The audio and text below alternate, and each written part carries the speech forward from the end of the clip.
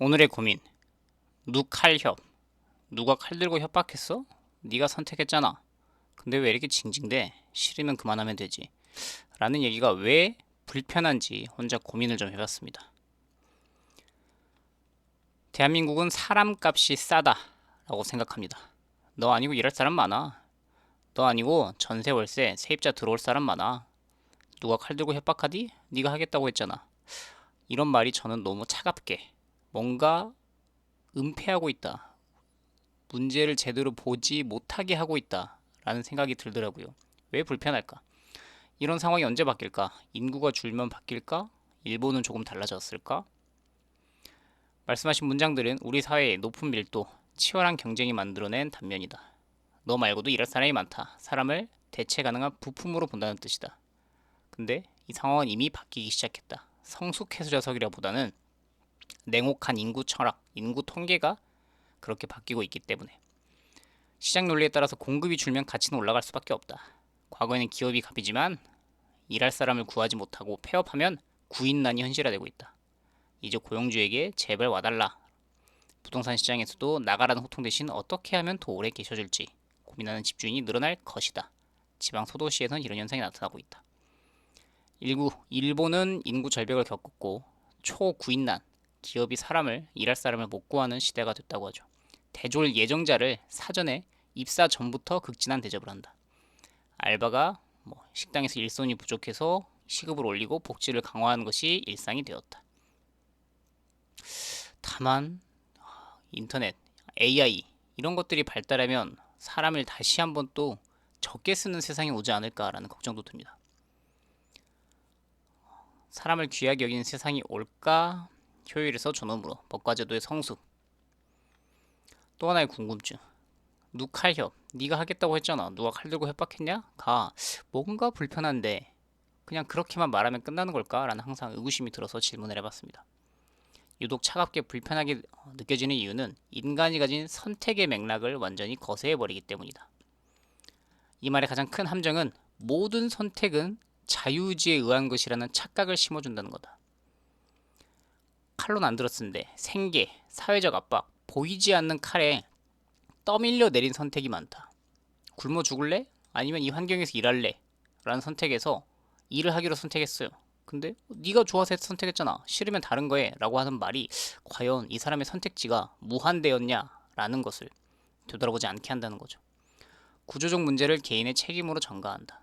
어떤 집단이나 시스템에 문제가 생겼을 때 이를 개선하려는 노력 대신 싫으면 나가든가 저리 싫으면 중이 떠나라는 식으로 입을 막아버린다. 개인 한 명이 겪는 문제가 아니라 분명 사회 문제, 많은 사람들이 비슷한 문제를 겪고 있다면 이거는 우리가 함께 노력해서 바꿔야 할 시스템의 문제인데 이걸 못 버티겠으면 본인이 떠나면 됐지. 너 아니고도 일할 사람 많아. 라고 하면은 그건 바뀌지 않는다는 거죠. 시스템의 부조리를 지적하는 목소리를 징징거림으로 치부한다.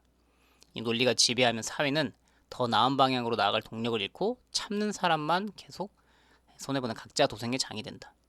대화의 단절. 대화를 이어가려는 말이 아니라 대화를 끝내버리는 공격이다. 상대의 고통이나 고민에 대해 그랬구나, 힘들었겠다. 최소한의 정서적 유대를 거부한다. 타인의 고통을 조롱하면서 자신의 우월감이나 안도감을 확인하려는 심리가 깔려있다. 공정함에 대한 삐뚤어진 집착. 공정담론이 나쁜 결과로 흐른 결과이기도 하다. 나쁜 방향으로. 네가 감당하기로 한 리스크니 결과도 네가 책임져라. 극단적인 결과주의다. 나는 네 고통에 관심 없고 너를 도와줄 마음도 없으니 입을 다물라 라는 세련된 버전일 뿐이다. 실제 사례. 대표적인 사례가 저연차 하위직 공무원의 처우 문제이다. 최근 언론과 커뮤니티에서 논란이 되었던 구급 공무원 이 돈 받고 못 살겠다라는 호소를 해서 의원면직, 자진 퇴사죠. MZ 공무원들의 퇴사 비율이 급증했다는 뉴스가 써졌다. 공무원 인기가 없어졌다. 근데 이제 댓글창에는 누가 그거 하라고 협박했냐? 누칼협이 있었다라는 거죠. 공무원 시험 보라고 누가 칼 들고 협박했어? 네가 안정성 보고 선택한 거잖아. 박봉인 거 모르고 들어갔어? 싫으면 나가. 너 말고도 할 사람 줄 섰어. 그 결과 낮은 임금을 개선하려는 노력은 없어지고 악성 민원인, 시달리는 고통을 본인이 선택한 리스크로 규정해서 입을 막아버리게 된다. 진짜 원인, 실질 임금 하락, 물가 상승률에 못 미치는 보수 인상률, 월급이 안 올랐다는 거죠. 실질적인 생계 위협이 발생했는데 이를 개선할 방법을 찾지 않고 너 말고도 다음 사람, 다음 사람, 일할 사람 생기기 때문에 끊임없이 사람을 갈아 끼우는 결과로 이어진다는 거죠. 악성 민원을 방치하는 거. 분명 이것 때문에 힘들어하는 저연차 공무원들이 있는데 아니야 너 말고 다른 사람을 하면 돼 라고 국가가 공무원을 보호할 안전장치를 마련할 필요를 못 느끼게 되죠. 사람을 바꿨으면 되니까. 어떤 직군이 떠오르긴 합니다. 그냥 무작정 인력 공급을 많이 때려 넣어서 1, 2년만 버티고 나가는 사람들로만 이루어지는 직군. 예, 많이 떠오르실 겁니다. 근데 이게 본인들, 공무원들의 문제가 아니라 결국 행정 서비스를 누리고 있는 온 국민이 손해를 보게 되죠. 유능한 인재들이 떠나면 행정 서비스 저하, 이거는 국민 전체가 피해를 받게 된다. 누칼협, 논리가 위험한 이유는 공멸의 길이다. 절이 싫으면 중이 떠나는 결론으로 이르게 되는데 결국 모든 중이 떠나면 어떻게 될까?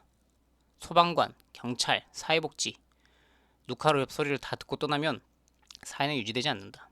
하향 평준화, 사회적 약자, 필수 노동자들에게 고통받아도 마땅하다. 개선은 사라지고 계속 탈출만 남게 된다. 아까 말씀드렸듯이 한 개인이 징징댈 수는 있다고 봅니다. 그런데 많은 사람들이 그 고통을 호소하고 있다면 이건 시스템의 문제겠죠.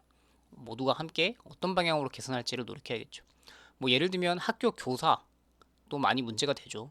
교권 추락이라든지 아니면은 악성 민원, 학부모의 계속 괴롭힘이라든지 이런 걸 못 버티는 교사, 선생님들이 많으신데 이거를 싫으면 네가 안 하면 되지 라는 말로 끝내버리면 그 상황은 바뀌지 않고 어느 한두 사람의 문제가 아니라 많은 학부모와 교사 사이 학교 이런 것의 문제를 우리가 그냥 모른 척하고 관심을 끄게 된다는 거죠. 시스템의 수리 비용을 아끼기 위해 개인을 비난하며 개인을 비난하며 내쫓는 가스라이팅이라는 거다. 간호사의 태움 문화, 배달 노동자 위험 수당. 배달 노동자가 아주 최소한의 배달 수당을 받아야 되는데 너 안 하고도 할 사람 많아. 사람을 부품으로 쓰는 사회에서는 이런 것들이 참 쉽게 바뀌지 않는다.